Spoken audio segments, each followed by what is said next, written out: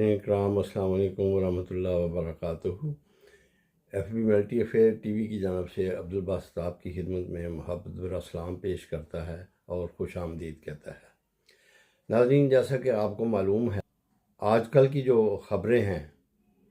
ان میں مختلف قسم کے اتحاد بن رہے ہیں اور مختلف قسم کے اتحاد جو ہیں ان کے ٹوٹنے کی خبریں آ رہی ہیں۔ آج کی جو اہم خبر وہ یہ ہے کہ پاکستان اور سعودی عرب کے درمیان ایک اسٹریٹجک معاہدہ طے پایا ہے، جس میں یہ قرار دیا گیا ہے کہ دونوں ملکوں میں سے کسی ایک ملک پر جو ہے وہ دونوں پر حملہ تصور کیا جائے گا اور دونوں مل کر جو ہے اس کا مقابلہ کریں گے۔ اور اس طرح پاکستان کو یہ شرف حاصل ہو گیا ہے کہ جو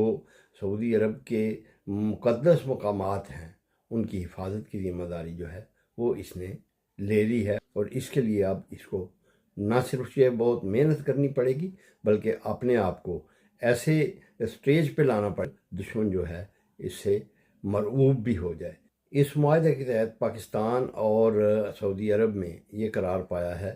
کہ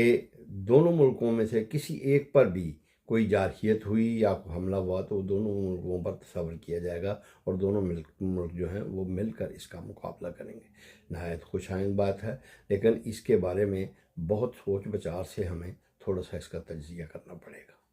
جیسا کہ آپ کو معلوم ہے کہ اس سے پہلے ایک یادداشت جو ہے وہ امریکہ اور پاکستان میں بھی ہو چکی ہے، دستخط جس کے اوپر کیے جا چکے ہیں۔ اس کے تحت پاکستان میں جو ہے امریکہ جو ہے وہ سونے کے اور معدنیات کے جو ہیں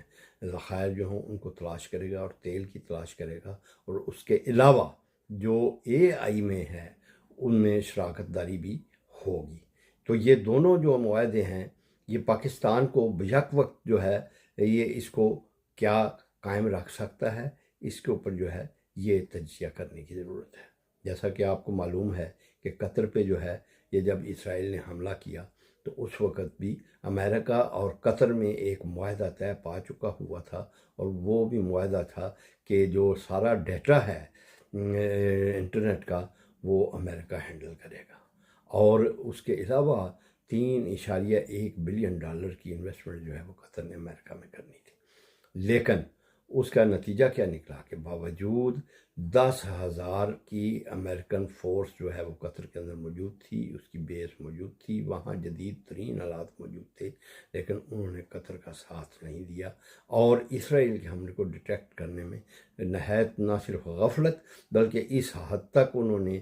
بے رخی برتی کہ جس سے معلوم یہ ہوتا تھا کہ یہ امریکہ کی جو ہے یہ اس کی رضامندی سے قطر پر حملہ کیا گیا ہے۔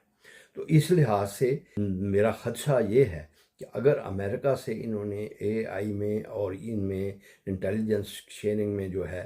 یہ شراکت داری رکھی، اور اس کے علاوہ جو سونے کے ذخائر اور تیل کے ذخائر جو ان سے جو ہیں ان کو اس کے ٹھیکے دیے، تو یہ پاکستان کے لیے کسی وقت بھی دغا کا موجب بھی بن سکتا ہے، اور اس کے علاوہ اس کے مکمل طور پر ایکٹیویٹ ہونے پہ امریکہ جو ہے یہ پاکستان کو بلیک میل بھی کر سکتا ہے۔ اس کی وجہ یہ ہے کہ اب جو ہے پاکستان کو ڈائریکٹ ایک جو ہے ایکسیس مل جائے گی اسرائیل کے اوپر ریٹیلیٹ کرنے کی، اور اسی وجہ سے ان دونوں ملکوں کے درمیان یعنی پاکستان اور سعودی عرب کے درمیان جو معاہدہ طے پایا ہے اس کے تحت ایک اور بھی جو ہے امریکہ اور اسرائیل کو خدشہ لگا رہے گا کہ اب پاکستان کی جو مالی ضروریات ہیں جو کہ اس کے ڈیفنس کو مزید مضبوط اور مزید جدید بنانے کے لیے جو چاہیے ہوں گی ضروریات، وہ اب سعودی عرب جو ہے وہ ان کو پورا کر سکتا ہے اور وہ پورا کرے گا، اور اسی لیے شاید یہ معاہدہ جو ہے تبھی کامیاب ہو سکے گا۔ لیکن اب سوچنے کی بات یہ ہے کہ اس سے پہلے کہ سعودی عرب جو ہے پاکستان میں مالی معاونت کرے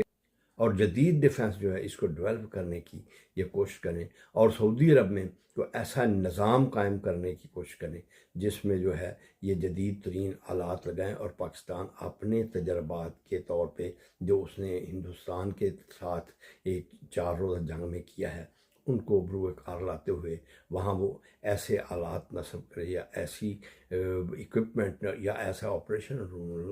جو ہے وہ سیٹ اپ کرے جس سے اسرائیل کو یا کسی بھی جارح ملک کو جو ہے وہ ڈیٹیکٹ کیا جا سکے، اس کے ویپنز کو، اور ان کو جو ہے بڑے اچھے طریقے سے یا بڑے مؤثر طریقے سے ان کو جواز دیا جا سکے، کیونکہ ظاہر ہے پاکستان کے اوپر یہ ایک بہت شدید دباؤ ہے کہ پاکستان کے پاس اتنے ریسورسز نہیں ہیں کہ یہ ہر روز جو ہے اب نئے تجربات کر سکے یا اس کو ڈیولپ کر سکے اپنی جدید ٹیکنالوجی کو، یا مزید جدید قسم کا اسلحہ جو ہے تیار کر سکے۔ اور اگر یہ جو ہے اس میں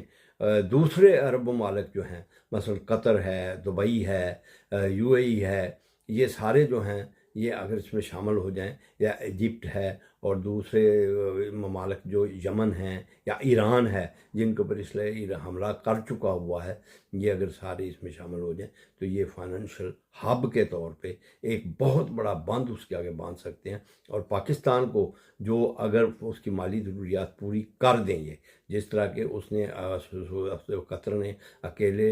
ہی امریکہ کو $3.1 ٹریلین کے جو ہیں جو انویسٹمنٹ کی یقین دہانی کروا دی تھی، تو پاکستان کے پاس اگر وہی ہوں تو پاکستان جو ہے ان تمام ملک سے آگے نکل سکتا ہے، اور اپنی جو اس کی ٹیلنٹ ہے اور اس کے جو سائنسدان ہیں وہ اس قابل ہیں کہ وہ اس وقت امریکہ کی ٹیکنالوجی یا برطانیہ کی ٹیکنالوجی یا فرانس کی ٹیکنالوجی یا انڈین ٹیکنالوجی ان کا جو ہے مقابلہ کر سکیں۔ اور دوسری طرف جو ہے اب دیکھنے والی بات ایک اور ہے،